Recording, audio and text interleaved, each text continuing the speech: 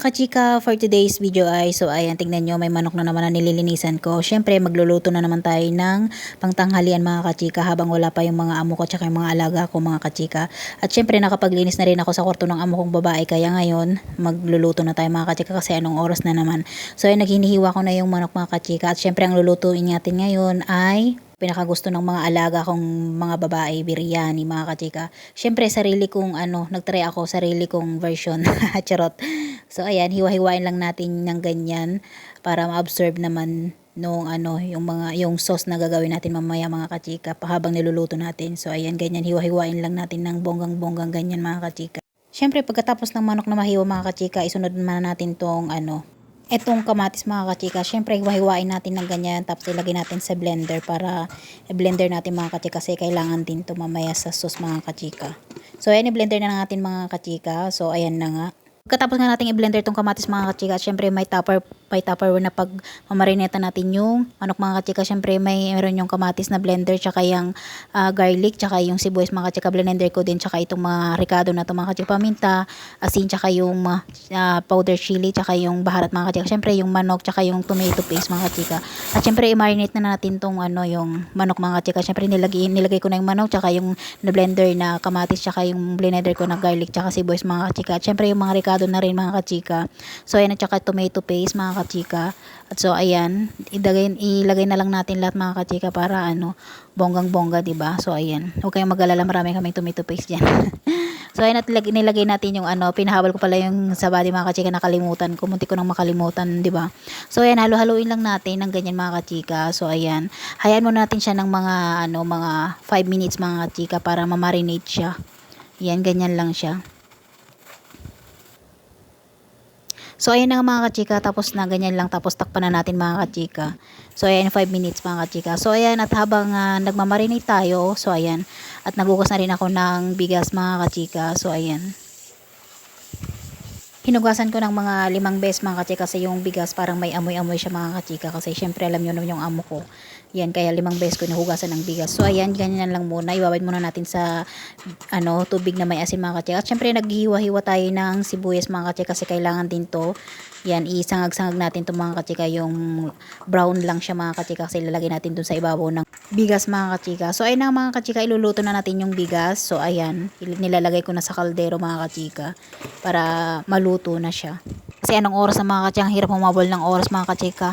So ayun mga kachika, nilagyan ko na ng tubig. Ayan, lagyan natin ng tubig. At syempre, lagyan din natin ng asin mga kachika para may lasa din siya. So ganyan ako magluluto ng pag nagluluto ako ng kanin dito mga kachika na puti, lagyan ko ng asin. At syempre lagyan din natin ng konting mantika mga kachika. So ayan, tinakpan ko na habang niluluto natin yung kanin mga kachika, yung bigas mga kachika. So ayan, may kawali at syempre nilagyan ko ng mantika at iluto na natin yung sibuyas na hinihiwa ko kanina mga kachika. So ayan, halo-haloin lang natin siya mga kachika. So brown lang siya, light brown lang siya mga kachika, hindi yung black.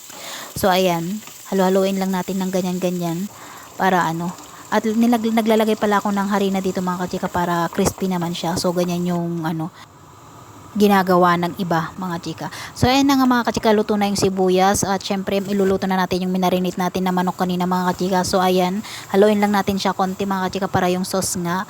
So ayan na nga, mainit na yung mantika sa kawali at siya, ayan, ilagay na natin yung manok mga kachika. So ayan, ilagay na natin lahat para sabay-sabay na siya. So yan siya mga kachika. So ayun nga mga kachika, kinailangan ko ng kaldero pala. So ayan, luto na yung manok, hindi ko na na-videohan, nakalimutan ko mga kachika. So ayan, nilagay muna natin yung kalahating manok sa kaldero mga kachika. So ayan, nilalagay ko na yung kalahati niya.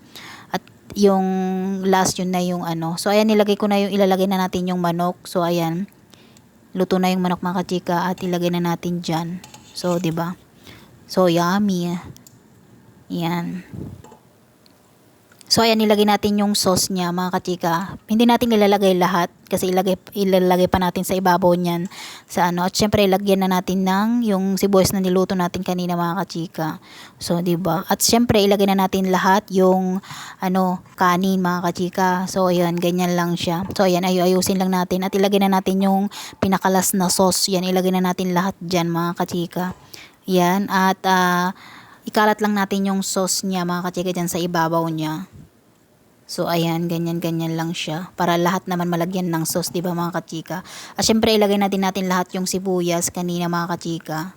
Kasi yung kalahati nilagay na din natin dun sa una kanina. So, ganyan lang siya mga kachika. At syempre, ilutuin lang natin siya ng mga 10 minutes. So, konti lang yung apoy niya mga kachika para hindi naman masunog. So, ayun yung last na, yung kanin mga kachika. Nag-iwan ako kasi yung amo kong lalaki baka kasi ayaw niya yan. So, ayan, nag-iwan ako ng kanin para sa kanya. So, ayan, ganyan lang siya para sa kanya yan. At syempre habang niluluto natin yung yung kanin mga kachika, yung biryani, yan, at gagawa tayo ng salata, yan, sa salata sa body. Ganon sila dito mga kachika. So ayan, yung yogurt mga kachika nilagay ko yung isa, at syempre ganyan tayo ng bang tawag diyan mga kachika, hindi ko alam. Nasa inyo na yun kung ano yan.